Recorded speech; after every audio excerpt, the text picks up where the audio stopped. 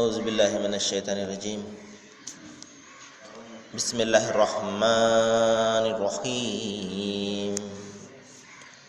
वमा कान लिनफ्सिन अन तमूत इल्ला बिइज़्निल्लाहि किताबम मुअज्जला वमन युरिद सवाबद दुन्या नुअतिही मिन्हा वमन युरिद सवाबल आखिरति नुअतिही मिन्हा वसनजज़ि शाकिरीन।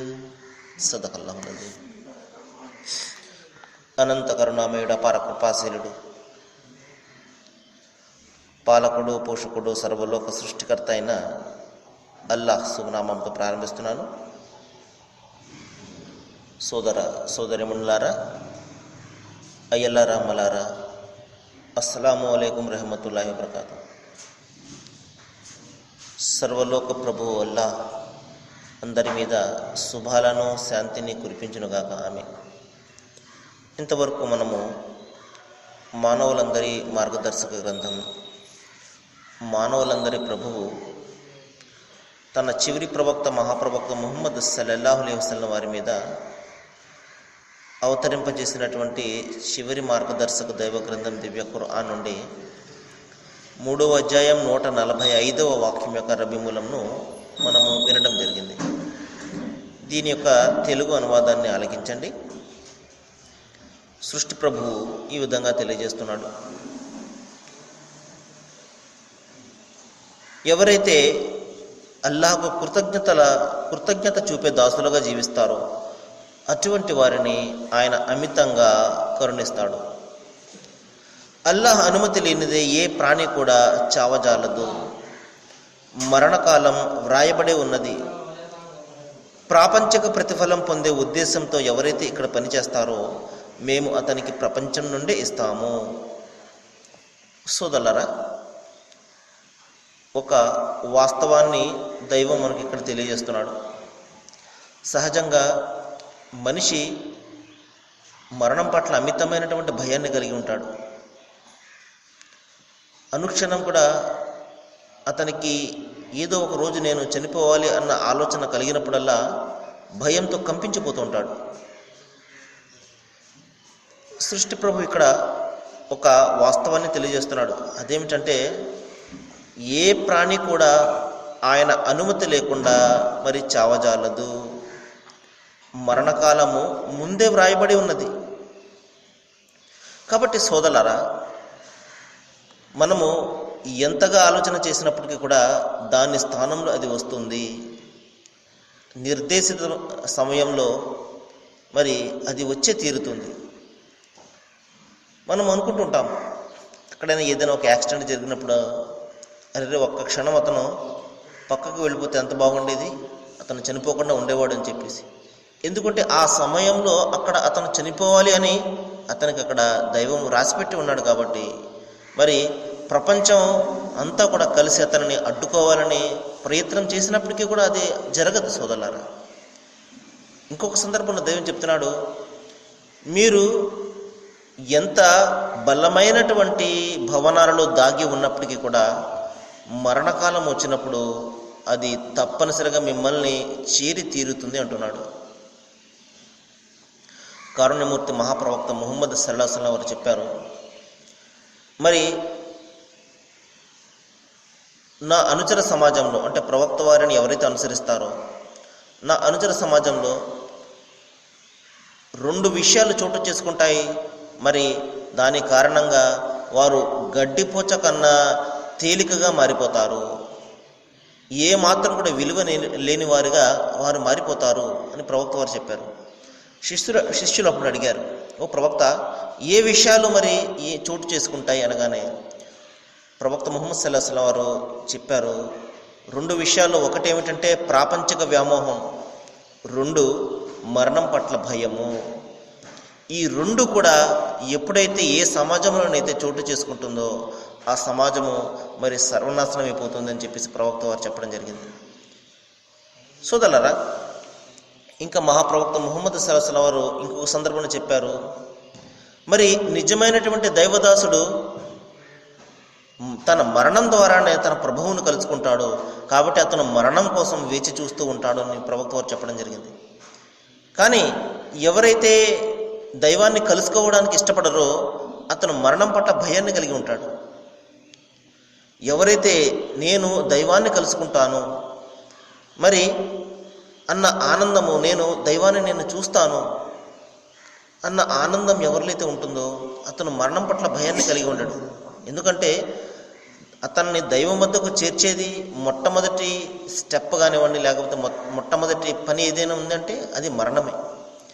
అందుకనే నిజమైనటువంటి దైవదాసుడు మరి ఎంత మాత్రం కూడా మరణం పట్ల భయాన్ని కలిగి ఉండడు. అతను వేచి చూస్తూ ఉంటాడు, ఎప్పుడు నా మరణం వస్తుంది, నేను నా ప్రభువును కలుసుకోవాలి అని. మరి ఎవరైతే ఈ ప్రాపంచం పట్ల, ఈ ప్రాపంచిక వ్యామోహాల పట్ల, మరి ప్రాపంచిక ఆకర్షకాల పట్ల ఎవరైతే మరి ఇందులో మునిగిపోయి ఉంటారు వారు భయపడుతూ ఉంటారు మరణాన్ని గురించి. కాబట్టి సోదరులారా, మరణం అనేది అత్యంత కఠోరమైనటువంటి వాస్తవము. ఎటువంటి పరిస్థితుల్లోనైనా మనము ఉన్నప్పుడు మరి ఎంతటి వ్యక్తినైనా కూడా అది ఎంత మాత్రం కూడా విడిచిపెట్టదు. అయితే మనం ఇక్కడ గమనించవలసినటువంటి, గుర్తుపెట్టుకోవలసినటువంటి విషయం ఏమిటంటే, మన మరణకాలం ముందే మనకు వ్రాయబడి ఉన్నది. మనము ఎంతగా బాధపడిపోయినప్పటికీ కూడా అది ఆగదు. మనము ఎంతగా ప్రయత్నం చేసినప్పటికీ కూడా అనుకున్న సమయం కంటే ముందు కూడా రాదు సోదరులారా. మనము చూస్తుంటాం చాలామందిని భవిష్యత్తు చెప్పేవాళ్ళను. మరి ఒకవేళ మనం వెళ్ళి చాలామంది చెప్తుంటారు, నీవు ఇన్ని సంవత్సరాలు బ్రతుకుతావనో, లేకపోతే పలానా సమయంలో నీకు మృత్యు వస్తుందనో ఈ విధంగా చెప్తుంటారు సోదరులారా. ఒకవేళ నిజంగా మన మరణ సమయం మనకు తెలిసిపోయిందే అనుకోండి, నిజంగా మనిషి స్థిమితంగా ఉండగలడా? ఉదాహరణకు 1 సంవత్సరం తర్వాత నేను చనిపోతాను అని చెప్పేసి నాకు తెలిసిపోయింది అనుకోండి ముందే, నేను ఏదైనా స్థిమితంగా జీవితం గడపగలనా? తిండి సహించదు, నిద్ర రాదు. ఆ మరణ సమయాన్ని తలుచుకుంటూ ఇప్పుడే చచ్చిపోయే అవకాశం ఉంటుంది.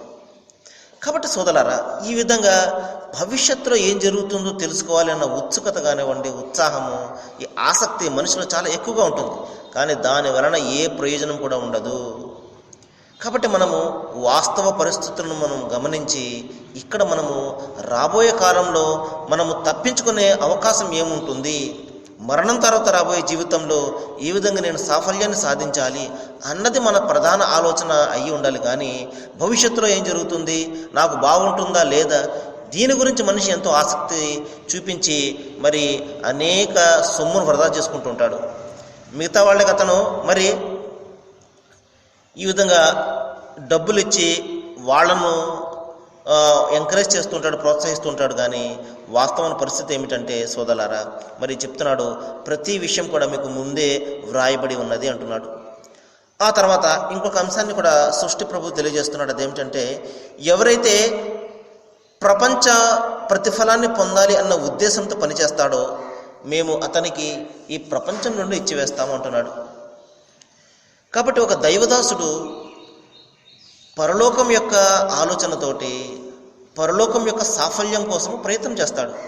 అతని ప్రతి మాట కూడా, ప్రతి పని కూడా, ప్రతి వ్యవహారం కూడా పరలోకంలో ఏం జరుగుతుంది, దీనికి నాకు దైవము ఏ విధమైనటువంటి ప్రతిఫలాన్ని ఇస్తాడు, లేకపోతే ఏ విధమైనటువంటి శిక్షణ ఇస్తాడు అన్న ఆలోచనతోటి అతని ప్రతి వ్యవహారం ఉంటుంది.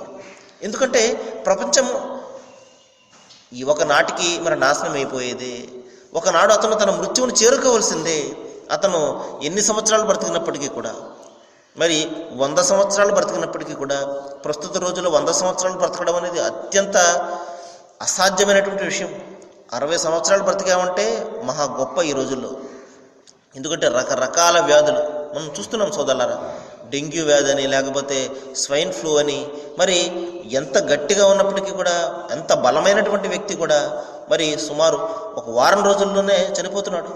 ఈ విధంగా ఇటువంటి పరిస్థితుల్లో 60, 65, 70 సంవత్సరాలు మనం బ్రతికాము అంటే చాలా గొప్ప అన్నమాట. దైవం మనకు చాలా మరి గొప్ప అనుగ్రహాన్ని ఇచ్చినట్టు. ఇటువంటి పరిస్థితుల్లో సోదరులారా, ఏదో ఒక రోజు మనము చావును కలుసుకోవాల్సి ఉన్నటువంటి ఇటువంటి పరిస్థితుల్లో ఒక నిజమైనటువంటి దైవదాసుడు ప్రపంచం కోసం ఎంత మాత్రం కూడా ఆలోచన చెయ్యడు. నేను బ్రతికిన ఈ రోజులు పరలోకాన్ని గురించి నేను ఏ పుణ్యాన్ని సంపాదించుకుంటున్నాను, ఏ మంచి పనులు చేసి నేను ప్రభువును కలుసుకుంటున్నాను అన్నది అతని ప్రధాన ఆలోచన ఉంటుంది. అందుకని దైవం చెప్తున్నాడు, మీరు ప్రపంచక వ్యామోహాలు పొందాలి అన్న ఉద్దేశంతో ఇక్కడ మీరు పనిచేసినట్లయితే మీకు ఇక్కడే ఇచ్చివేస్తాను. మనం చూస్తుంటాం సోదరులారా, మన చుట్టూ చాలా మంది మంచి వ్యక్తులు ఉంటారు. మరి అనేక దాన ధర్మాలు చేస్తుంటారు, మరి అనేక రకాల సాంఘిక కార్యక్రమాలు చేస్తుంటారు, సంక్షేమ కార్యక్రమాలు చేస్తుంటారు. కానీ ఉద్దేశం ఏమై ఉంటుంది? ప్రజలు గుర్తించాలనో లేకపోతే మరొకటనో, మరి నా గురించి ప్రజలందరికీ తెలియాలి అనో రకరకాల ఉద్దేశాలు ఉంటాయి. ప్రపంచంలో లభించే కొద్దిపాటి గౌరవం కోసము, కొద్దిపాటి పొగడ్తల కోసము పనిచేసే వ్యక్తికి దైవం చెప్తున్నాడు, అతనికి ఇక్కడే నేను ఇచ్చివేస్తాను. పొగడ్తల రూపంలో, మరి అతనికి ప్రజలు గుర్తించడం రూపంలో, లేకపోతే కొద్దిపాటి సన్మానాల రూపంలో అతనికి ఆ గౌరవాన్ని ఇక్కడే ఇచ్చేస్తాను. కానీ పరలోకంలో ఎటువంటి ప్రయోజనం ఉండదు. కాబట్టి ప్రపంచంలో అతను గడిపే రోజుల్లో ప్రజలందరూ అతను గుర్తిస్తారు. అవునండి, చాలా పలానా వ్యక్తి చాలా మంచి వ్యక్తి అండి, మరి దాన ధర్మాలు చేసేవాడు, మరి అది చేసేవాడు, ఇది చేసేవాడు. అతను చనిపోయిన 4-5 రోజుల తర్వాత అతన్ని తలుచుకునేవారే ఉండరు సోదరులారా. మనం చూస్తున్నాం ఎంతమంది గతించారు మన కళ్ళ ముందు. 4 రోజులు వాళ్ళ గురించి మాట్లాడుకుంటాము, 5వ రోజు మర్చిపోతాము. ఎందుకంటే ఈ విధంగా జ్ఞాపకం పెట్టుకుంటే మన జీవితం గడవదు.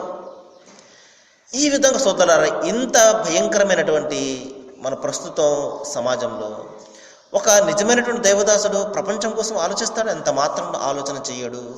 లేదండి, ప్రపంచం కోసమే ఆలోచన చేసేవాడు అయితే దైవం చెప్తున్నాడు, అతని ప్రతిఫలాన్ని నేను అంత మాత్రం కూడా తగ్గించను, ప్రపంచంలోనే ఇచ్చివేస్తాను. కానీ పరలోకంలో ఏ మాత్రం కూడా ఉండదు. మరి దైవం చెప్తున్నాడు, మీరు పరలోక ప్రతిఫలాపేక్షతో పనిచేస్తే మీ ప్రతిఫలం ప్రపంచంలో కూడా దక్కుతుంది, పరలోకంలో కూడా దక్కుతుంది. సోదరులారా, ఇది మనకు ప్రధానంగా మనము గమనించవలసినటువంటి విషయము. ఒకవేళ మనము పరలోకంలో నేను సాఫల్యాన్ని పొందాలి, ప్రభువు నన్ను ప్రశంసించాలి, ఆయన నా మీద కరుణ చూపించాలి, మరి స్వర్గాన్ని ప్రసాదించాలి, నరకం నుండి రక్షించాలి అన్న ఆశతోటి ఎవరైతే ప్రపంచంలో పనిచేస్తాడో దైవం అతనికి ప్రపంచంలోనూ కూడా ఇస్తాడు, పరలోకంలో కూడా ఇస్తాడు.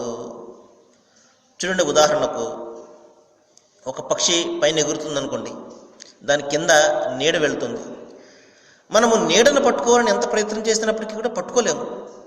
అదే పైన ఉన్న పక్షిని పట్టుకున్నాం అనుకోండి, నీడ కూడా దక్కుతుంది, పక్షి కూడా దక్కుతుంది. అలా కాదు, కింద మనం నీడను పట్టుకోవాలని ఎంత ప్రయత్నం చేసినప్పటికీ కూడా నీడ దక్కదు, ఆ పక్షి కూడా దక్కదు. సేమ్ మన జీవితం కూడా అంతే సోదరులారా. మనము ప్రపంచం కోసం పనిచేసామా, ప్రపంచము దక్కదు, పరలోకం కూడా దక్కదు. కానీ మనము పరలోకం కోసము మనము జీవితం గడిపామంటే ప్రపంచము దక్కుతుంది, పరలోకం కూడా దక్కుతుంది. అందుకని సృష్టి ప్రభు అంతిమ దైవగ్రంథం దివ్య ఖురాన్లో ఒక చక్కటి ప్రార్థనను మనకు నేర్పడం జరిగింది. అదేమిటంటే, రబ్బనా ఆతినా ఫిద్దున్యా హసనతన్ వఫిల్ ఆఖరితి హసనతన్ వఖిన అజాబన్నార్. దీని అర్థం ఏమిటంటే, ఓ మా ప్రభు, మాకు ప్రపంచంలో కూడా మంచినివ్వి, పరలోకంలో కూడా మంచినివ్వి. ప్రపంచంలో కూడా మాకు మంచి ఉండాలి, మంచి జీవితం ఉండాలి, మరి గౌరవం ఉండాలి, మరి ప్రతిష్ట ఉండాలి. అలాగే పరలోకంలో కూడా మాకు మంచి కావాలి, స్వర్గం కావాలి. ఈ విధంగా సోదరులారా, 2 ప్రపంచాలలో కూడా, ప్రపంచంలో పరలోకంలో కూడా మనం సాఫల్యాన్ని పొందాలి. లేదండి, ప్రపంచంలో ఏమి ఇవ్వడు దైవము, పరలోకంలోని ఇస్తాడు అని ఎంత మాత్రం కూడా చెప్పడం లేదు సోదరులారా. ఒకవేళ మనము దైవభీతితోటి దేవుని ఆజ్ఞ మేర మనము జీవితం గడిపినట్లయితే సోదరులారా, దైవము ఆ ప్రతిఫలాన్ని ప్రపంచంలో కూడా ఇస్తాడు, పరలోకంలో కూడా ఇస్తాడు. లేదు, ప్రపంచం కోసమే మనం పనిచేసాము అంటే కొద్దిపాటి గౌరవం ఇక్కడ దక్కవచ్చు, కానీ పరలోకంలో ఏమి కూడా మన వెంట రాదు సోదరులారా. మరి అదే ఇక్కడ దైవము గుర్తు చేస్తున్నాడు, మీరు కృతజ్ఞత తెలిపే దాసులుగా ఉన్నప్పుడు మీ ప్రతిఫలాన్ని నేను తప్పనిసరిగా ప్రసాదిస్తాను. మనం కృతజ్ఞతలు తెలపకుండా, లేకపోతే ఆయన నుండి పొంది మరొకరికి కృతజ్ఞతలు తెలుపుతూ మనం జీవితం గడుపుతున్నప్పుడు ఆయన కారుణ్యము, ఆయన అనుగ్రహము మన మీద ఏ విధంగా కురుస్తుందో మనం ఆలోచన చేయాలి. అడగందే అమ్మైనా అన్నం పెట్టదని మనకు పెద్దలు చెప్తారు. మరి దైవాన్ని మనం అడగకుండా ఆయనకు సాటిని సమానాన్ని కల్పించి మానవులను, మరి వాళ్ళను వీళ్లను మనము అడుగుతున్నట్లయితే సోదరులారా, ఆయన మనకు ఎందుకు ప్రసాదిస్తాడు? అయినప్పటికీ కూడా ఆయన అనుగ్రహాన్ని ఆపడం లేదు, గాలిని ఆపడం లేదు, వానను ఆపడం లేదు, ఎండ కాయడం కూడా ఆపడం లేదు, ఏది కూడా ఆపడం లేదు సోదరులారా. ఆయన వీరు నన్ను అడగడం లేదు కదా అని చెప్పేసి గాలి స్తంభింపజేస్తే మానవులందరూ కూడా 2 నిమిషాల్లో చచ్చిపోతారు. ఆయన వానను ఆపివేస్తే పంటలు పండవు. కానీ ఏ అనుగ్రహం కూడా ఆపడం లేదు. ఎందుకంటే ఎప్పటికైనా ఈ మానవుడు నా గురించి తెలుసుకుంటాడు, నా వైపునకు మరలుతాడు అన్న అవకాశాన్ని మనకు ఇస్తున్నాడు సోదరులారా. బొందులో ప్రాణం ఉన్నంత వరకు అవకాశం ఉంటుంది. ఒక్కసారి ప్రాణం పోయిన తర్వాత మరి ఎంత మాత్రం కూడా తిరిగి వచ్చే పరిస్థితి ఉండదు సోదరులారా. సరే, మరికొన్ని విషయాలు మనం రేపు మాట్లాడుకుందాము. చక్కటి విషయాలు, మన నిత్య జీవానికి సంబంధించినటువంటి విషయాలు మన ముందుకు వస్తున్నాయి. వీటి పట్ల మనం ఆలోచన చేద్దాము, ఆచరణ చేద్దాము, మన యొక్క వ్యవహారాలను మార్చుకుందాము. సృష్టి ప్రభువును మరి సర్వేశ్వరుడైనటువంటి అల్లాహ్ను మాత్రమే ఆరాధిద్దాము. మరి ఈహపరలోకాల సాఫల్యాన్ని పొందడానికి ప్రయత్నం చేద్దాము. అల్లాహ్ అందరికీ మంచిని చేయాలని నేను వేడుకుంటూ ముగిస్తున్నాను. వాఖిరు దవానా అనిల్ హమ్దులిల్లాహి రబ్బిల్ ఆలమీన్. అస్సలాము అలైకుం.